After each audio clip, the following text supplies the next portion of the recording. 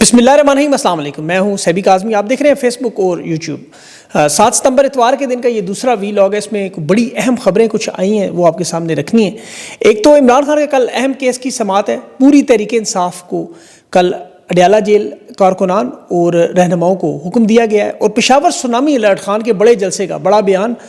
سندھ میں بھی آج دفعہ 804 نافذ کرنے کی پوری کوشش، ریلیاں جلوس نکلتے رہے، اور کل باغی ججز کے بیک ٹو بیک خط پر جوڈیشل کمیشن کا فل کورٹ اجلاس بلایا گیا۔ بڑا اہم معاملہ، اور سپریم کورٹ کے جج پر توہین عدالت کا معاملہ بھی 26ویں آئینی ترمیم پر جو لندن میں انٹرنیشنل لائر ایسوسی ایشن میں اعتراف کیا گیا۔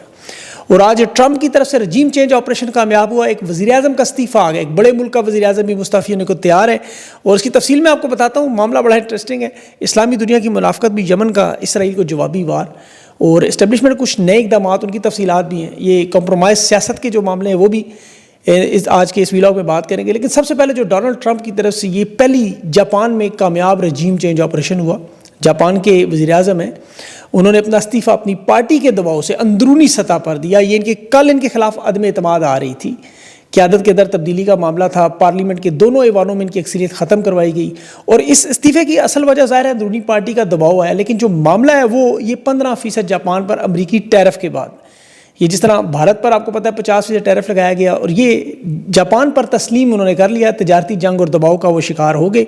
جاپان کا بڑا گہرا اثر و رسوخ ہے۔ یاد رکھیں، کوواڈ کے جو ممالک ہیں، امریکہ، جاپان، بھارت اور آسٹریلیا، اس کا بڑا اہم رکن ہے، اور امریکہ نہیں چاہتا کہ کوئی بھی ایسا وزیر اعظم ہو جو واشنگٹن کے خلاف کھڑا ہو، اس لیے دباؤ ہوا ہے۔ اور پھر امریکہ کی پالیسی آپ کو پتہ ہے، یا تو ہمارے ساتھ چلیں یا استعفیٰ دیں۔ بالکل وہی جو رجیم چینج پاکستان میں ہوا، اور اس استعفے سے پہلے امریکہ نے صدر نے ٹریڈ ایگریمنٹ اور ایگزیکٹو آرڈر پر دستخط کروا لیے، شرائط منوا لی، یعنی اپنی مرضی کے فیصلے کروا لیے جیسے پاکستان میں ہوا۔ اب یہ چین کے خلاف اسٹریٹجی کا ان کا بہت بڑا حصہ ہے، کیونکہ امریکہ چاہتا ہے کہ جاپان کوواڈ کے اندر رہ کے چین کے مقابلے میں کھڑا نہ ہو، مطلب ان کا ساتھ دے، لچک نہ دکھائے ان کے، اسی لیے ایک ورنہ اکنامک دباؤ، اندرونی سیاست، وہ جو آپ سارا جانتے ہیں۔ یہ کوئی عوامی غصہ نہیں تھا استعفے کا، یہ اسی عالمی اسٹریٹجی کا حصہ ہے کہ استعفیٰ لینے سے پہلے دیکھیں اپنے معاشی اور تجارتی فیصلوں پر انہیں گرین لائٹ دی گئی۔ اگلا وزیر اعظم وہی ہوگا جو واشنگٹن کے ساتھ مزید تعلقات بنائے گا۔ اور اس معاملے کو آپ پاکستان کے اور ہندوستان کے تناظر میں آپ ذرا دیکھیں۔ پاکستان میں رجیم چینج آپریشن کامیاب ہوا، امریکہ کی بات جہاں نہ مانی جائے وہاں تو حکومت برطرف کر دی جاتی ہے۔ اب بھارت میں چونکہ بڑی مضبوط مینڈیٹ ہے، فوج وہاں نریندر مودی کے انڈر ہے، اور وہاں کوواڈ کا بھارت بھی بڑا اہم حصہ ہے۔ ایشیا کی جو حکمت عملی، اس میں جاپان اور بھارت دو ہی اہم ستون ہیں، جس میں ایک امریکہ نے فتح کر لیا اور نریندر مودی سے استعفیٰ نہیں لے سکے۔ ٹرمپ یہ جو اسٹک کیرٹ اپروچ استعمال کرتا ہے نا، کسی کو چھڑی دکھائی، کسی کو چاکلیٹ دی، وہ میں نے آپ کو پچھلے ویلاگ میں سارا بتایا۔ اب وہی معاملہ پاکستان کی طرف بھی آ رہا ہے۔ اب یہ امریکہ کے لیے دیکھیں، پاکستان نے چین کی دوستی قربان کی، کہ آج حالت یہ ہے کہ 48 ممالک کی لسٹ میں جو 15 ستمبر 2025 سے 48 ملک چین میں بغیر ویزے کے جائیں گے، اس میں پاکستان شامل نہیں ہے۔ یورپ کے ممالک ہیں، امریکہ کے اتحادی ممالک ہیں، مشرق وسطیٰ کے یہ سعودی عرب، عمان وغیرہ شامل ہیں، بلکہ اور تو چھوڑے لاطینی امریکہ کے ممالک ہیں، برازیل، ارجنٹینا، پیرو، چلی، یہ سارے شامل ہیں۔ پاکستان کو فری ویزا نہیں دیا گیا۔ اس کی وجہ ایک تو ظاہر ہے کہ سیکورٹی کا مسئلہ ہے، دوسرا ویزا فری اسکیم کا کہتے ہیں غلط استعمال ہوگا، اور چین اصل میں دکھانا چاہتا ہے کہ وہ صرف ترقی یافتہ اور اسٹیبل ملک کو ویزا دے گا، اور ٹورزم اور سیاحت کے لیے ظاہر ہے۔ لیکن اصل معاملہ جو اسٹریٹجک دوستی کی ہم بات کرتے ہیں نا، یہ معاملہ صرف چین کے مفاد میں، جو فوجی اور اکنامک پروجیکٹس تک اس حکومت سے جو ان کے ساتھ ہے۔ پاکستان کی آپ کو پتہ ہے سمت واضح نہیں ہے، یہ کبھی چین، کبھی سعودی عرب، کبھی امریکہ کے کیمپ میں ہوتے ہیں۔ یہ پالیسی کلیئر نہیں ہے، اس میں چین انہیں سافٹ سگنل دے رہا ہے۔ اچھا، اندرونی سیاست پر توشہ خانہ کیس کا کل آپ کو پتہ ہے سماعت ہے۔ پروسیکیوشن مزید گواہان کے بیانات ریکارڈ کروائے گی، اور پھر ظاہر وکلاء ان پہ جرا کریں گے۔ اب اس میں جس تیز رفتاری سے توشہ خانہ کی سماعت ہے، اب یہ نظر آ رہا ہے کہ القادر ٹرسٹ جلد لگ جائے گا کیس۔ اس کی وجہ کہ یہ چند گواہ ہیں، اور توشہ خانہ کیس میں یہ سزا سنانا چاہتے ہیں، اور یہ توشہ خانہ 2 کیس میں سزا ہوگی تو پھر القادر ٹرسٹ لگے گا، اور یہ ظاہر ہے 26ویں ترمیم کی وجہ سے جان بوجھ کے اسے التوا میں رکھا جا رہا ہے۔ اور جج صاحب کہتا ہے میں نہیں لگا تھا جب تک مجھے اوپر سے حکم نہیں آتا۔ اب سپریم کورٹ کا اس صورتحال میں کل فل کورٹ کا اجلاس ہے 1 بجے، اس میں یہ آفریدی صدارت کرے گا، اور یہ اجلاس اس لیے اہم ہے کہ ایک تو سپریم کورٹ کے رولز 2025 نئے سال کے قواعد و ضوابط بنانے ہیں، یہ کس بینچ میں کیس جائے گا، ماسٹر آف روسٹر کون ہوگا، چیف جسٹس کے اختیار ہوں گے یا ججز مل کے طے کریں گے، یہ پٹیشنز، اپیلیں، ریویو، خان کیسز، اور عوامی دلچسپی کے لیے سو موٹو میں کوئی تھوڑی بہت ہی آپ کو پتہ ہے کمی بیشی کریں گے۔ یہ سپریم کورٹ کے آپ کہہ لیں اندرونی آئین جیسا معاملہ ہے کل، اتنا بڑا معاملہ ہے، کیونکہ ابھی جسٹس منصور علی شاہ کا خط 6 نکاتی آپ نے دیکھا کہ 1980 کے رولز جس طرح بغیر بحث کے بدلے گئے، ججز کو الگ اختلافی نوٹ جاری کرنے کا، فل کورٹ میں بغیر ڈسکشن کے ججز کی چھٹیاں اور اختیارات کے جنرل آرڈرز دیے گئے، پھر 26ویں ترمیم میں فل کورٹ کے سامنے وہ پٹیشنز لگائی نہیں جا رہی۔ اب اس میں تو ظاہر ہے آپ کو پتہ ہے کہ جو عدلیہ کی تباہی 26ویں ترمیم سے ہوئی، اب یہ 26ویں ترمیم کا کیس سن ہی نہیں سکتے، اپنی ہی ترمیم کے بینیفیشری تو نہیں ہو سکتے، اپنے خلاف کیس سنیں۔ تو منصور علی شاہ اور جو باقی سینئر جج انہوں نے براہ راست یحییٰ آفریدی کے اختیار کو چیلنج کیا ہے کہ آئیں عوامی عدالت میں ان کے جواب دیں۔ اور یہ اہم نقطہ جو 27ویں ترمیم میں ججز کی عمر ہے ریٹائرمنٹ کی 70 سال کرنے کی، سب سے بڑا اختلاف یہ ہے کیونکہ موجودہ ججز فائدہ دینے کے لیے اس وقت سیاسی اور عدالتی ڈیل اسٹیبلشمنٹ کے ساتھ کر رہے ہیں، اور یہ بارگیننگ ہے کہ اس سیٹ اپ کو ہم زیادہ عرصہ چلائیں گے، ہمیں آپ ظاہر ہماری عمر بڑھا دیں، اس میں مدت ملازمت توسین کی کر دیں۔ اب فل کورٹ میں اب دیکھنا ہے کہ رولز بنیں گے، اتفاق ہوگا یا اختلاف ہوگا۔ 6 نکات پر منصور علی شاہ تو مخالف ہیں، باقی کے ساتھ کون کون ہوگا یہ اب کل دیکھنا ہوگا، کیونکہ ججز کے فل کورٹ میں آپ کو پتہ ہے عمر کے بڑھانے کے حق میں کون کون ہے، اور سب سے بڑھ کر ماسٹرز آف روسٹر کس جج کے پاس جائے گا، کون سا جج کس کیس کو لگائے گا۔ یہ چیف جسٹس کے اختیارات کا مقابلہ ہے باقی ججز سے اور 27ویں ترمیم پہ، کیونکہ اختلافات تو کھل کے سامنے ہیں سب کے، ایک طرف عدلیہ کی آزادی ہے، دوسری طرف طاقت کا کھیل ہے، اور یہ بہت بڑا امتحان ہے۔ ابھی انٹرنیشنل لائرز ایسوسی ایشن کا ایک بڑا اجلاس لندن میں ہوا، اور وہاں سپریم کورٹ کی طرف سے جسٹس شاہد بلال نے 2 مرکزی نکات پہ بات کر دی۔ انہوں نے کہا ایک تو آئینی بینچ جس کا قیام یہ 26ویں ترمیم میں ہوا، انہوں نے کہا یہ صاف صاف پارلیمنٹ کی مرضی سے بنا، یعنی آئینی بینچ انہوں نے بنایا، اور عدالتی نظام میں جو خود ساختہ ترقی ہے، یعنی مقدمات کے جو التوا ہیں، کیسز پینڈنگ کیے جاتے ہیں، کہ انصاف کی جو بروقت رسائی جسے ہم کہتے ہیں، یہ بھی انہوں نے کہا 26ویں ترمیم سے جڑا ہوا ہے۔ اب اندازہ کریں، اب اس میں عدالت کا آپ کہہ لیں کہ حدود اور وقار اور یہ ساری باتیں 26ویں ترمیم میں آ کے پھنس جاتی ہیں، اور یہ صاف صاف پارلیمنٹ کی مرضی سے، اور جس طرح یہ ہوئی 26ویں ترمیم یہ سارے پاکستان نے دیکھا۔ اسی لیے ابھی جسٹس اطہر من اللہ ہوں یا سپریم کورٹ کے جج ہوں یا ہائی کورٹ کے جج ہوں، یہ جس طرح کھل کے سامنے آ رہے ہیں، یہ ایک بہت بڑی عدلیہ کی ناکامی، اور آپ کو پتہ ہے ججز کا امتحان بھی ہے کہ وہ اس سسٹم میں رہتے ہوئے کس طرح ان فیصلوں کو جو انصاف کے خلاف ہو رہے ہیں روک سکتے ہیں، یا کم از کم خان کے کیسز کے بارے میں اس طرح ہی کر لیں گے۔ یہ ان کا بہت بڑا امتحان ہے، اور ایسا ہی کہ امتحان کل تحریک انصاف کی جو اراکین اسمبلی ہیں، عہدیدار ہیں، ان کا بھی ہے۔ پنجاب کی چیف آرگنائزر عالیہ حمزہ نے باقاعدہ ہدایت جاری کی، کل اور پرسوں اڈیالہ جیل کے باہر تمام ورکرز پہنچے۔ یہ پنجاب قیادت کا امتحان ہے کہ یہ اڈیالہ جیل پہنچتے ہیں یا نہیں۔ دیکھیں پنجاب کی جو صوبائی اسمبلی ہے، اس میں تحریک انصاف کے ممبران کی بہت بڑی تعداد ہے، یہ 100-150 بندے بنتے ہیں۔ اگر یہ عمران خان کے لیے اڈیالہ جیل میں نظر نہ آئے تو پھر ان میں اور وہ جو ہم خیبر پختونخوا پہ کرتے ہیں تنقید، اس میں کوئی فرق نہیں۔ وہاں جنید اکبر کو بھی حکم دینا چاہیے۔ اب علی بن گنڈا پور نے ستمبر میں عمران خان کے حکم پر جلسہ کروانے کا آج اعلان کیا ہے کہ جلسہ ستمبر میں ہی ہوگا، تاریخ ابھی طے نہیں ہوئی۔ میری اطلاع تھی 11 یا 19 تاریخ کو ہونا تھا، یہ تاریخ دینی تھی، لیکن پتہ نہیں اب یہ تاریخ کب کی دیں گے۔ کہہ رہے ہیں 5 دن پہلے بتائیں گے کہ جلسہ تاریخی کرنا ہے اور بہت بڑا جلسہ کرنا ہے، اور ظاہر ہے کہہ رہے ہیں سیلاب کے حالات بھی ہیں۔ چلے سوشل میڈیا کی تنقید کا یہ فائدہ ہوا کہ انہوں نے سن کے جلسے کی طرف آ گئی، ایک بڑی موومنٹ ایکٹیویٹی چاہیے تحریک انصاف کو بڑی اشد سے۔ کراچی میں آج جس طرح عمران خان کے خاندان پر ظلم و ستم اور اس پر خواتین ونگ، وہ ریجل چوک میں وہ MNA فہیم خان اور باقی لوگ اکٹھے تھے، بڑا اہم معاملہ تھا کہ تحریک انصاف کو دیکھیں سیاسی پلیٹ فارم میں یہ میدان خالی نہیں چھوڑنا چاہیے، ہر موقع کا فائدہ، انہیں ہر 2 ہفتے کے بعد جلسے رکھنے چاہیے، جلوس رکھنے چاہیے، مومنٹم بنانا چاہیے۔ یہ جلسے کریں گے تو تحریک شروع ہوگی ان کی۔ اب یہ تاریخ کب آئے گی وہ تو ظاہر ہے ان کی تیاری کیا ہوگی، کتنی بڑی تعداد میں لوگ اچھا یہ تحریک انصاف کو یہ جو خیبر پختونخوا میں قیادت ہے، انہیں یاد رکھنا کہ 6 کروڑ کی آبادی ہے، نوجوان خان کے لیے جان دیتا ہے۔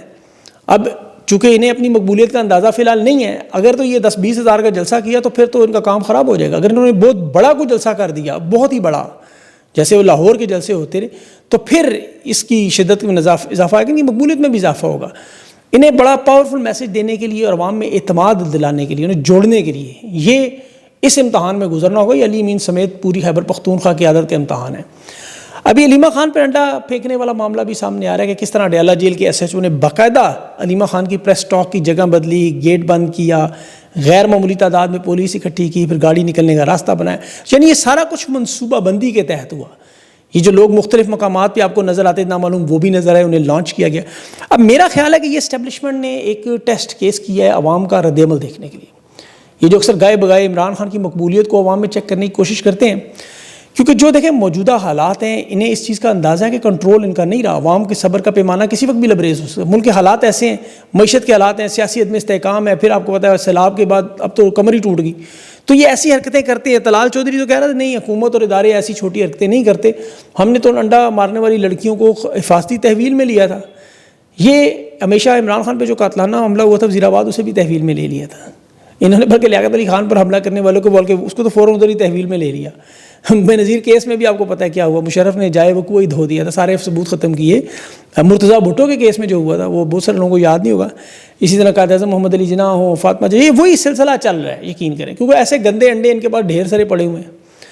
اب عمران خان کے متعلق یہ جو خبریں آپ کو دیتے رہے، وہ شیر آیا والی بات ہی تک اس کا اثر کم کیا جائے، اس کی میں آپ کو مثال دوں۔ دیکھیں بھارت میں جو پانی چھوڑتا ہے ہر دوسرے دن، پہلے دن اس کی کتنی شدت میں اضافہ تھا کہ بھارت کی طرف سے پانی چھوڑ دیا، پاکستان کی فصلیں تباہ ہو گئی، سب کچھ ہو گیا۔ اب بھارت روزانہ پانی چھوڑ رہا ہے تقریباً، آج بھی پنجاب میں اونچے درجے کے سیلاب کا الرٹ ہے، پاک فوج کو مدد کے لیے بھی بلا لیا، لیکن یہ اب روزانہ آپ سننے کے بعد اب سینسٹائز ہو گئے آپ۔ اس کی وجہ یہ کہ آپ کو روزانہ ظلم و ستم کی خبریں سنیں، آپ عادی ہو جاتا ہے انسان، سوچ یہ رہ جاتی ہے۔ اور یہ میرے خیال میں اسٹیبلشمنٹ کی اس معاملے میں سب سے بڑی مس کیلکولیشن ہے۔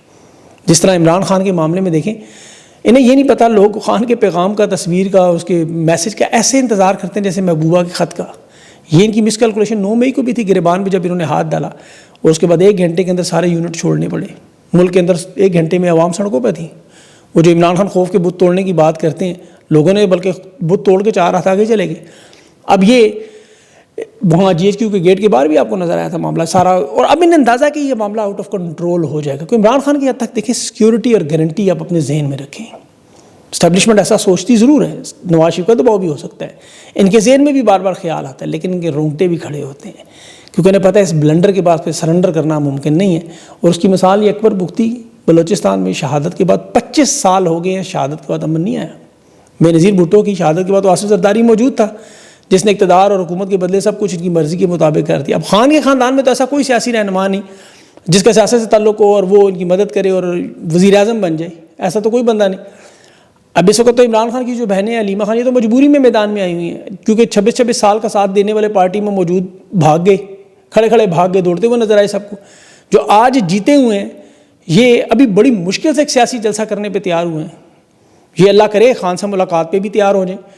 اس وقت انہیں منت ترلا کہہ کے کہا جا رہا ہے کہ ڈیالہ جل جائیں ملیں، لیکن مل نہیں رہے، اور اس پہ تو عمران خان کے احکامات ہیں وہ بھی اللہ کرے مان لیں۔ حبیب اکرم صاحب نے ابھی ایک بیان دیا کہ عمران خان کے پاس وہ تمام معلومات اکٹھی ہوئی ہیں جس میں وہ ایک بڑا فیصلہ کرنے کی پوزیشن میں، اور یہ فیصلہ قیادت میں تبدیلیوں کا ہوگا۔ اب یہ فیصلہ ظاہر ہے عمران خان نے ان حالات کو دیکھ کے کرنا ہے، اور تحریک انصاف کی جو قیادت کے حالات ہیں وہ تو آپ کو پتہ ہے، یہ اتنے کمپرومائز معاملہ نہ ہوتا تو علیمہ خان ایسے ڈیالہ جیل کے باہر کھڑی ہو کے بیان دیتی، وہ اس طرح ان سے انڈے مارے جاتے انہیں۔ تحریک انصاف کی قیادت دیکھیں اپنا کردار ادا کرتی تو علیمہ خان بھی بشرا بی بی کے خاندان کی طرح ملاقات کر کے اپنے گھر چلی جاتی۔ یہ تو تحریک انصاف کے اندر ڈیالہ جیل جانے کے لیے تیار نہیں۔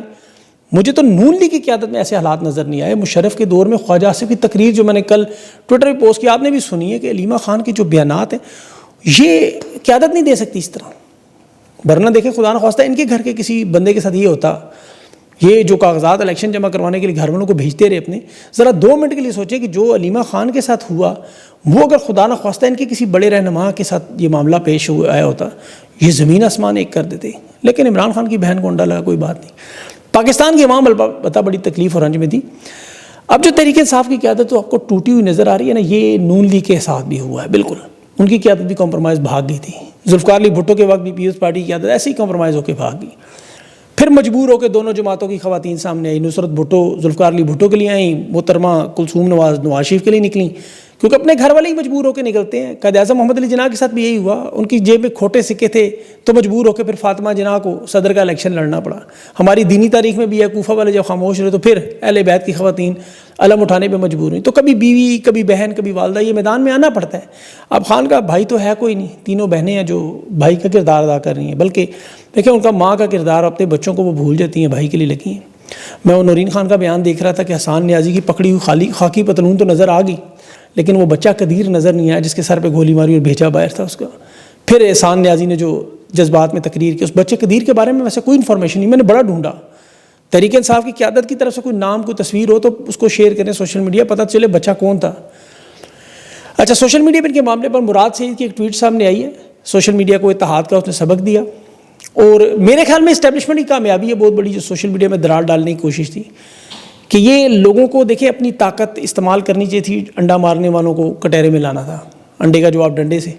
یہ سوشل میڈیا تقسیم کر کے تھوڑے سے کامیاب ضرور ہوئے، لوگ جانے انجانے میں اپنا کندھا فراہم کر رہے ہیں، ان کے بن جاتے ہیں, گروپنگ بھی ہے, اس میں آپ کو پسند ناپسند کا معاملہ بھی ہے.